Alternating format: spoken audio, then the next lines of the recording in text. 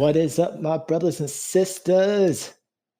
John Gotti, the professor, coming at you live with the podcasting beast, the pain taker himself, Doc Leesner. How you doing today, Doc? The Professor John Gotti. Of hype, or are you full of yikes? It's definitely a yikes kind of day. I don't know what the bleep I just watched, but we're here on Tuesday, dark side of the ring, dark side of the ring, dark side of this whole series. What the bleep? But the Professor John Gotti, the King of Anji, the Troll Master State, Analyzing Ninja, the conqueror of his own fate, the cleaner. How are you doing, sir? The best podcasting machine. I'm doing pretty good. I had a feeling you were going to say what the heck with this episode. What the bleep? Yeah, it's a lot to take in. Let's get straight. It was not a lot, though. It was not a lot. It was like, what the heck? It's like great wrestler, steroids. I will say this. This was a highly condensed version. There's a lot of stories out there about Dynamite Kid. A lot. It's a lot. And we got nothing because it was like great wrestler. Oh, he's a luchador, right? He's high flying. He's a luchador before the luchadors. He's the evolution creator of luchador wrestling. He is the man. And then it's like steroids. Over.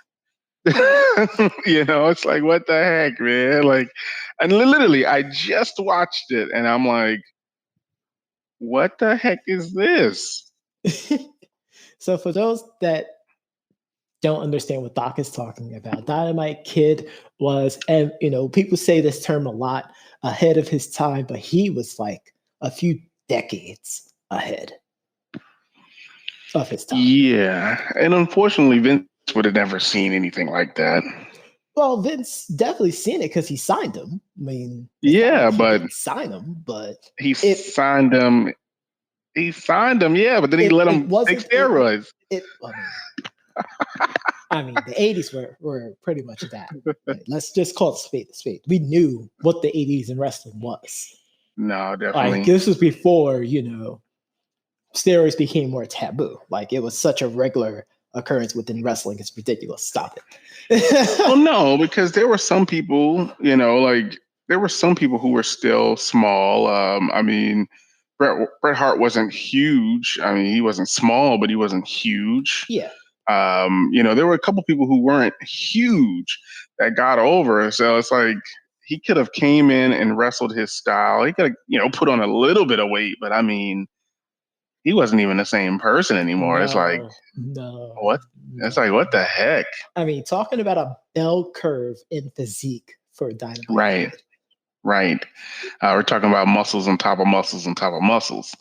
But then you got the fact that it's like, especially the fact that they put him in a tag team with the British Bulldog, right? Yeah. They become the British Bulldogs, which is completely cool.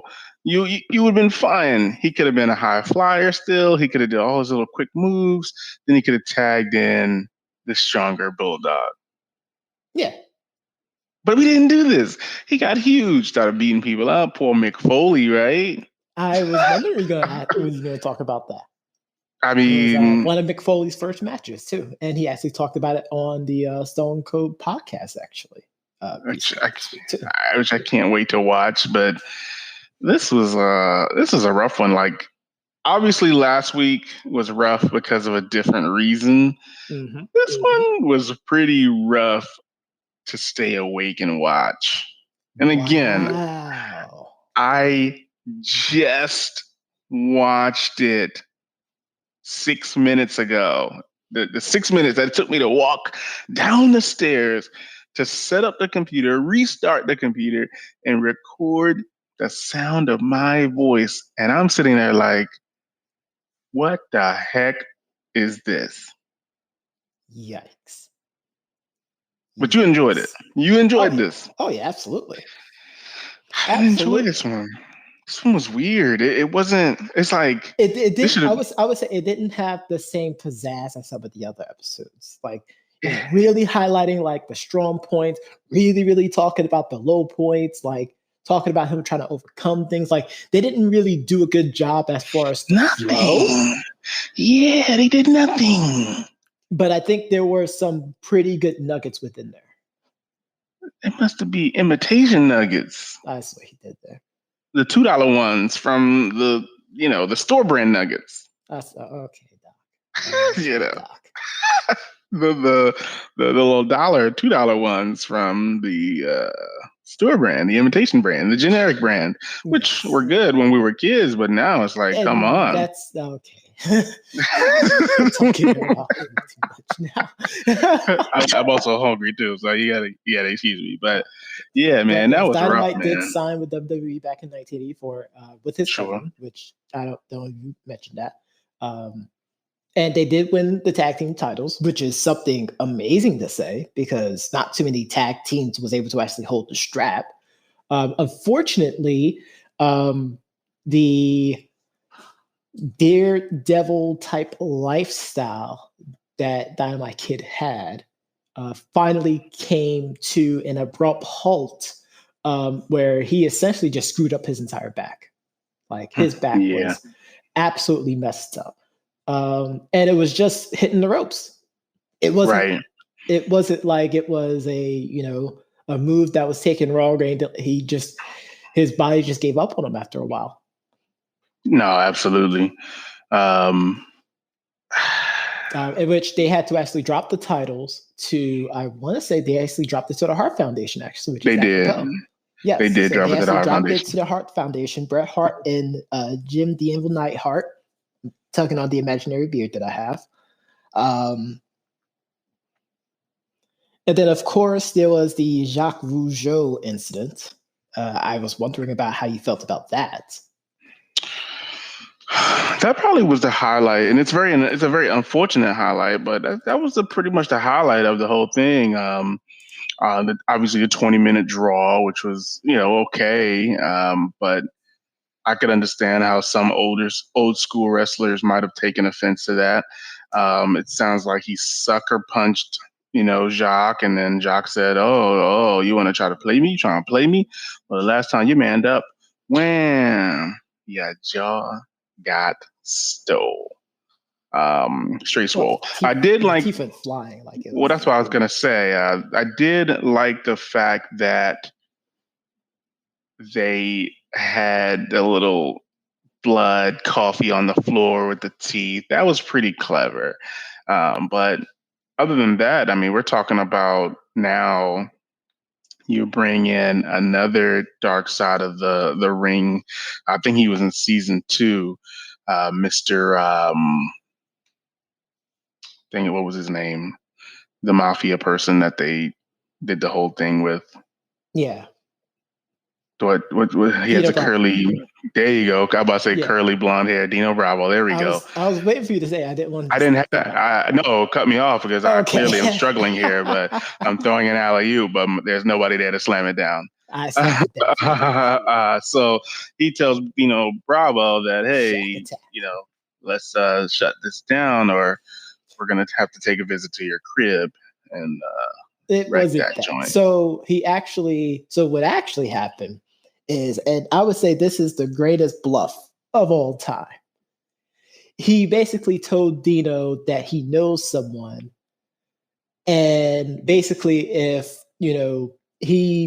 this person didn't hear from Jacques, at a particular time, like stuff is going to happen to Dynamite Kid and his family and whatnot.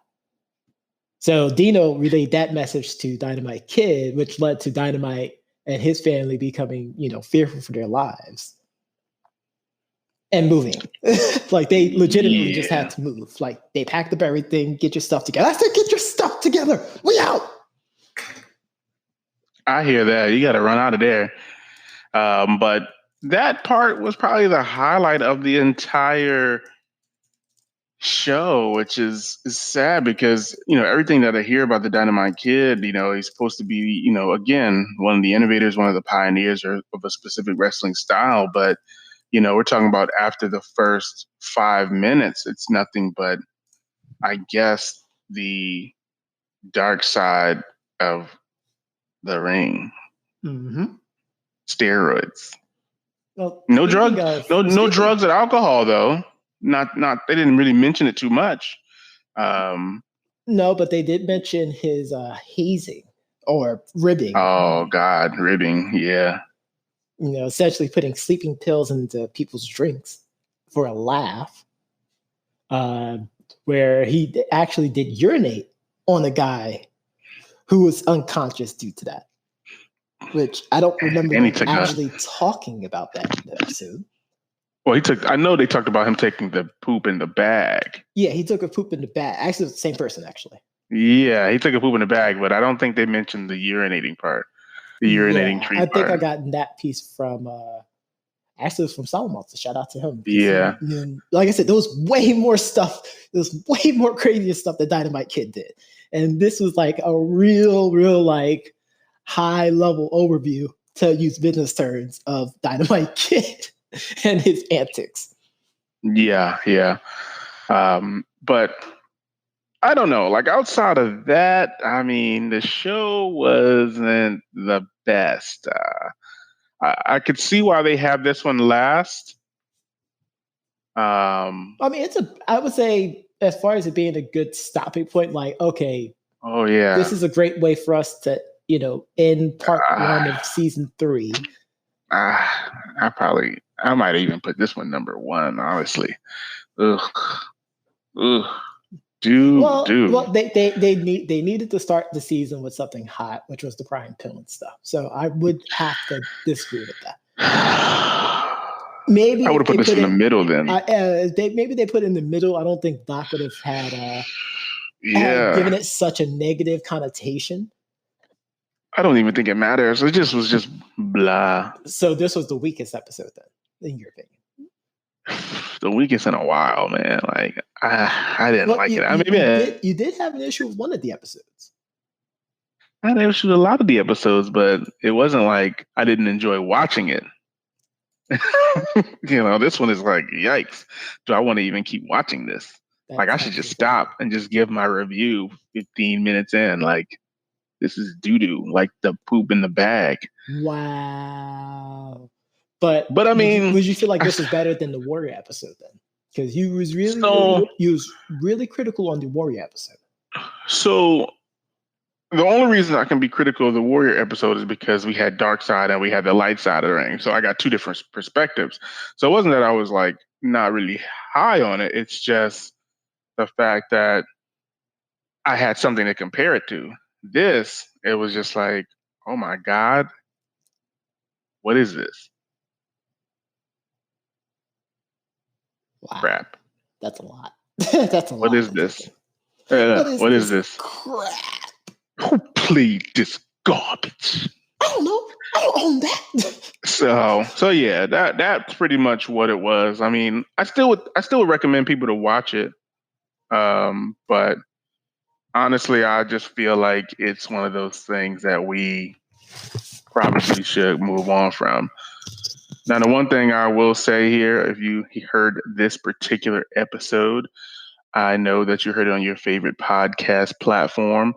If you haven't, you can always go to our website at www.debateamongstfriends.com. Be sure to tune in tomorrow as we go back to the playoffs. And hopefully we'll get a chance to talk about some of the new NCAA rules as well as some NFL news. But be sure to tune in every day at 4 p.m. Eastern Standard Time for more news, more analysis, and the reads.